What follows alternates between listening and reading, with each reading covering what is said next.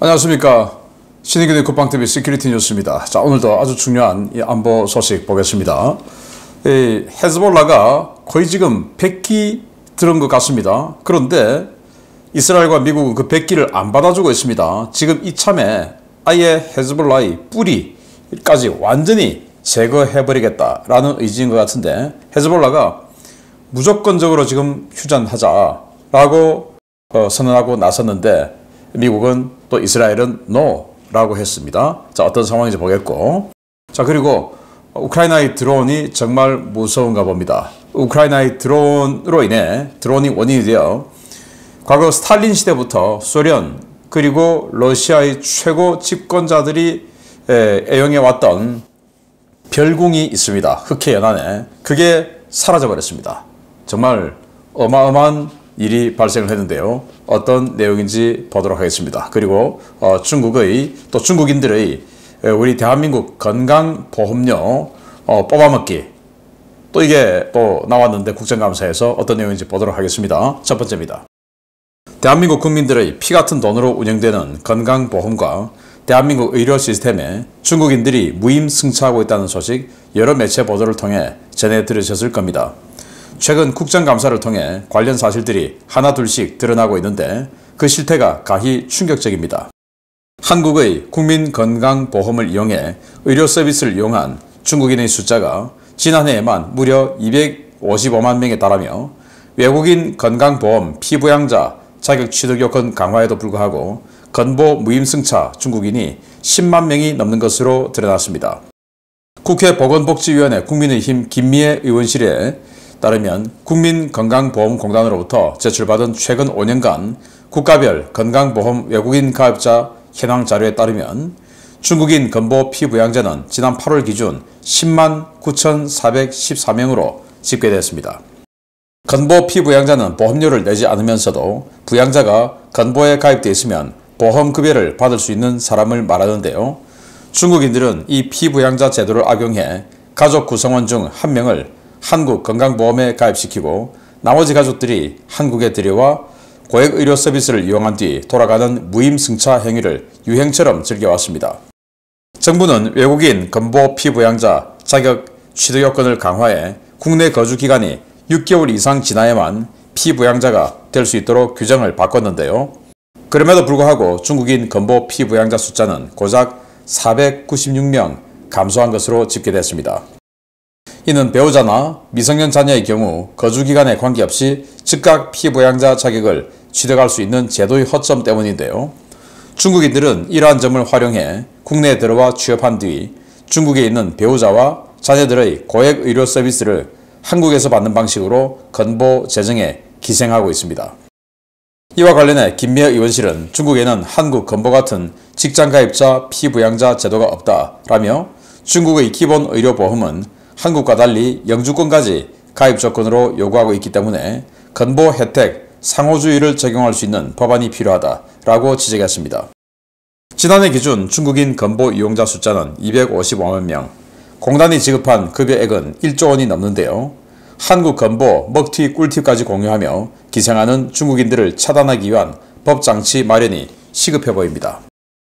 네, 이게 올 4월에 이 현 정부가 중국인들 건강보험 기생 이거 문제 많다 해서 최소 한국에 6개월 이상은 살고 있어야 건보 피부양자 자격을 취득할 수 있다라고 제도를 바꿨어요. 그전에는 사람 하나 보내가지고 취직하고 그러면서 바로 그냥 따라 들어와서 고령의 또 아픈 사람 식구들 데리고 들어와서 바로 의료 서비스 받아버리고, 그리고 또 중국 돌아가 버리고, 이제 이런 일이 있었는데, 이제 6개월은 살아라 라는 건데, 자, 일단 한국에 취업하러 오는 사람들이 젊은 남성이든 젊은 여성이든 그런 사람들 아니겠습니까? 그러다 보니까 배우자도 젊고 아이도 젊겠죠. 배우자 즉시 취득, 아이도 즉시 취득. 그러나 미성년자가 아닌 자녀는 6개월 이상 살아야 되는 거죠. 자, 이렇게 바꿨더니 큰 효과가 없더라라는 거예요. 자, 그래서 이 김미애 의원의 주장에 따르면 저는 타당하다고 봅니다. 우리 국민이 중국에 가면 또 거기서 의료보험 혜택을 받아야 되죠. 그런데 영주권이 없으면 안 된다 이겁니다. 그러면 다른 카테고리의 건강보험 적용을 받아야 되는데 돈을 더 많이 내거나 혜택 폭이 적거나 이런 거죠. 뭐 유학을 가든지 또는 다른 나라에 취업을 가든지 다 마찬가지예요. 대부분 다 그래요. 돈을 더 많이 내거나 혜택이 적거나 그렇지 않습니까? 그런데 우리나라는 그냥 우리와 똑같은 적용을 해준다. 이게 뭐 우리가 뭐 어디 죄지었습니까? 왜 이렇게 숙이고 살아야 됩니까? 그럴 필요가 없죠. 선거권도 마찬가지예요. 우리는 다른 나라에 가서 영주권자라 하더라도 투표권이 없는데 시민권을 획득해야만이 투표권이 있는데 왜 우리는 영주권자에게 지방선거 투표권을 줍니까? 그 말이 안 되는 거예요. 시민이 아닌데 왜 우리 선거에 개입을 합니까? 그건 말이 안 되는 거죠.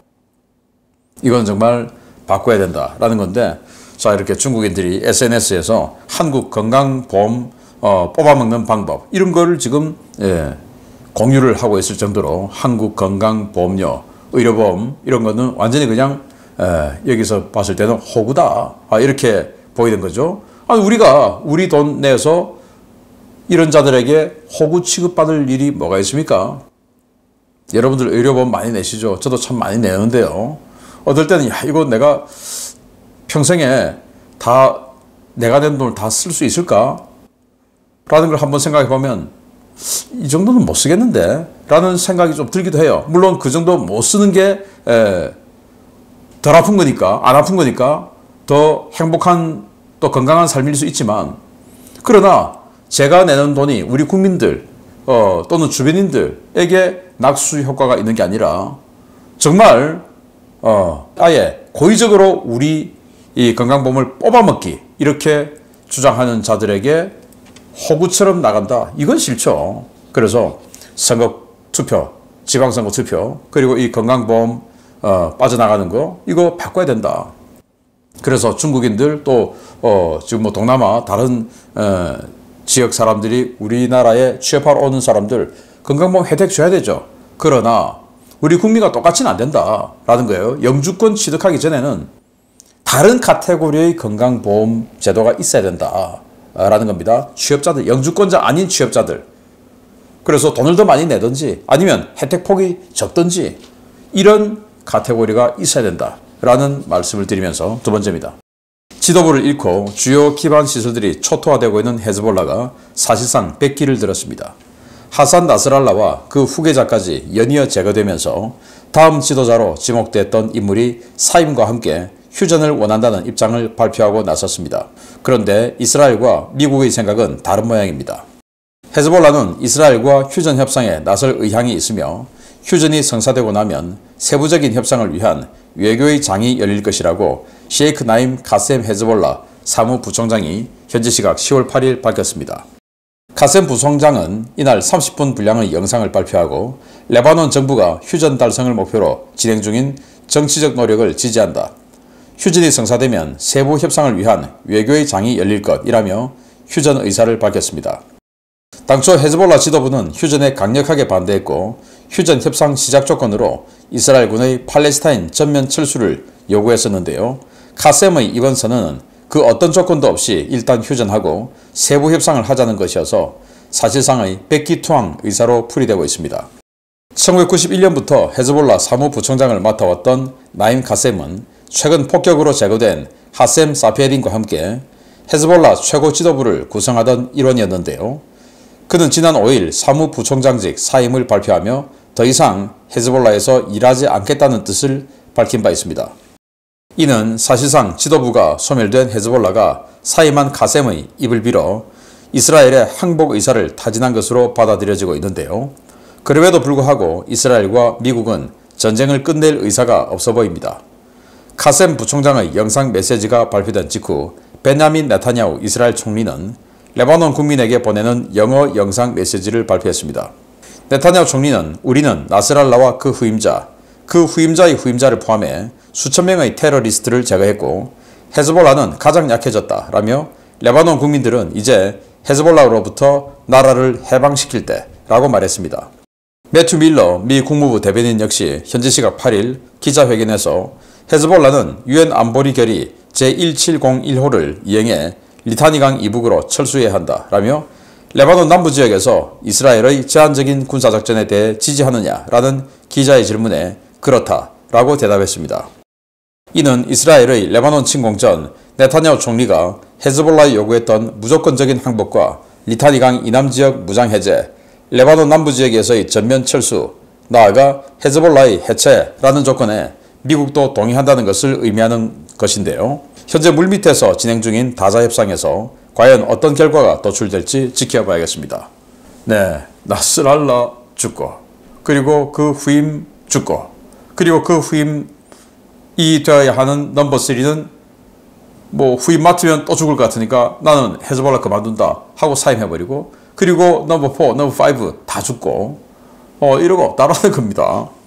그래서 그 넘버 3, 사임한 그 넘버 3 다시 불러와서 당신이 그래도 메시지 좀 발표하세요 해서 지금 30분에 걸친 긴 영상을 발표를 10월 8일 현지 시각 10월 8일 발표를 했는데, 여기는 무조건적으로 지금 휴전하자 라고 이야기했어요. 그런데 전쟁 전에는 헤즈볼라는 휴전 협상을 시작하는 조건으로 팔레스타인에서, 즉 가자지구에서 이스라엘 철수해라 이런 요구를 했었습니다. 그런데 지금은 그런 거 없이 그냥 휴전 협상하자. 그리고 일단 급하니까 일단 휴전 해놓고, 그리고 세부 조건은 그때 가서 또 다시 의논하자라는 건데, 지금 그건 소나기 좀 피하자. 뭐 휴전 협상 하는 척 하면서 이건 안 돼, 저건 안 돼, 뭐 그건 안 돼, 또 이런 식으로 나오겠죠. 뻔하죠. 그래서 소나기가 마구마구 쏟아지니까 이거 좀 피하자. 너무 무섭다, 소나기가. 우산도 없는데. 이제 이런 상황인 겁니다. 자, 그런데 상대는 어떻게 나오냐? 아니다 이겁니다. 나스랄라 제거했고, 그 후임도 제거했고, 그 후임의 후임도 제거했고, 그리고 수천 명을 지금 제거했다. 그러니까 지금 헤즈볼라는 해체하라 이겁니다. 그리고 미 국무부 대변인도 유엔 안보리 결의 1701호를 준수해라. 준수하면 어떻게 됩니까? 리타니강 이북으로 다 물러나야 되죠. 자, 그리고 얼마 전에 지난주에 이 국무부 대변인이 휴전하는 것을 찬성하는데, 그런데 헤즈볼라가 약해지는 것도 보고 싶다 이렇게 이야기했었죠. 제 방송 보신 분들 기억하실 겁니다. 바로 그 사람입니다. 그래서 기자들이 이스라엘이 지금 이 제한적인 군사작전 이거 지지하냐? 지지한다 라고 또 이야기를 했어요. 그래서 헤즈볼라가 항복을 수행하면 리타니강, 여기가 이제 유엔 안보리 1701호에 따라서 리타니강 이남에는 레바논 정부군 외에는 무장 세력이 들어올 수 없다 라고 유엔 안보리 결의를 했죠. 그거 지켜라 라는 건데, 이걸 이제 지켜야 되는 거고, 그럼 헤즈볼라는 이렇게 다 뒤로 후퇴를 해야 되는 겁니다. 그런데 이스라엘은 지금 이참에 헤즈볼라를 아예 소멸시켜 버리겠다 라는 거니까 또 그렇게 될 수도 있을 것 같아요. 지금 이 휴전을 받아줄 리가 없지요. 자, 이런 상황이고, 자, 이런 상황에서 흑해 연안에 있는 대통령 별궁 사라졌습니다. 보겠습니다. 흑해 연안 전역을 휘젓고 있는 우크라이나 드론 공세에 결국 푸틴이 가장 아끼는 보물 중 하나를 포기했습니다. 한때 러시아 정치 1번지라고도 불리며 푸틴이 애용했던 소치의 초호화 별장이 철거됐다는 소식입니다. 스탈린 시절부터 소련과 러시아 최고 지도자의 휴양지로 일명 보차로프 루치로 불렸던 흑해 연안 도시 소치 외곽의 푸틴 전용 초호화 별장이 최근 완전히 철거되었으며, 이는 푸틴의 지시에 따른 것이라고 러시아 독립매체 프로젝트가 현지 시각 10월 7일 보도했습니다. 혹한의 땅 러시아에서 가장 따뜻한 기후를 가진 흑해 연안의 소치 해변에 건설된 이 휴양지는 스탈린 때부터 소련 최고 지도자의 휴식과 건강 회복을 위한 요양시설로 활용돼 왔는데요. 푸틴은 집권 직후 이곳에 보차로프 루치와 보차로프 루치 2 별장을 만들고 초호화 시설로 탈바꿈시켰습니다. 이들 시설은 담수 수영장과 해수 수영장이 따로 있고, 실내 체육관, 호화 요트를 댈 수 있는 전용 부두, 헬기 착륙장 등을 갖추고 있고, 외부와 완전히 단절된 산책로와 수목원 등이 있어 푸틴이 집권 초기부터 애용해 왔습니다. 소치는 서쪽에는 흑해가, 동쪽으로는 카프카스 산맥이 자리해 천혜의 경관을 자랑하는 곳으로 양질의 온천과 생수로 유명한데요. 푸틴은 우크라이나 전쟁 이후부터 수시로 이곳을 찾아 길게는 몇 주씩 머무르며 이곳에서 진무를 보고 휴식을 취하는 것을 선호해 왔습니다. 푸틴은 지난 3월 6일 이곳에서 라파엘 그로시 IAEA 사무총장과 만난 것을 마지막으로 더는 보샤로프 루치를 찾지 않았는데요.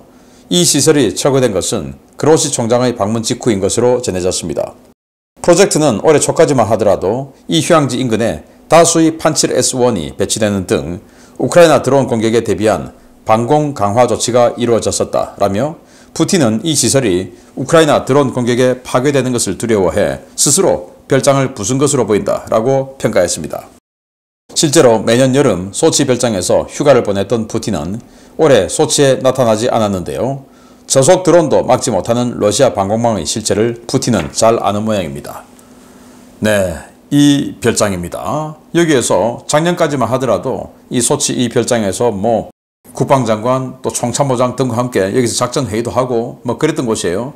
올 초까지만 하더라도 라파엘 그로시 IAEA 사무총장과 여기서 회담도 하고 했었던 바로 그곳인데 보시다시피 바로 앞에 바다가 있죠. 흑해 연안입니다. 위치는 바로 여기입니다. 흑해 연안의 소치. 2014년에 여기서 동계올림픽을 했었죠. 그때 너무 따뜻한 곳에서 동계올림픽 한다고 눈이 잘 녹는다고 비난도 많았던 바로 그 지역인데 이 소련은 대부분의 영토가 다 춥죠. 그런데 이 흑해 연안 여기만 따뜻했던 겁니다. 그래서 소련 시절부터 스탈린이 여기 별장을 지어놓고 여기서 휴양을 했던 바로 그곳인데 푸틴이 여기에 대규모 별장으로 증축해서 지금까지 사용해왔던 바로 그곳인데 보시다시피 여기 노브로시스크 계속 두들겨 맞고 있죠. 그래서 이 지역이 우크라이나 드론의 타격권이에요. 그러니까 푸틴 생각에 와 내가 저렇게 아끼는 곳을 우크라이나 드론이 파괴시키는 거 그거로 나 못 보지. 그럴 바야 내가 없애버린다. 이런 생각을 했던 것 같습니다. 소치 별장에서 당시 2인자였던 메드베데프하고 이렇게 아침 식사를 하는 모습. 뭐 정말 뭐 이 지역에서 여름에는 여기에 와서 오랫동안 머물면서 여기서 정치를 한 거죠.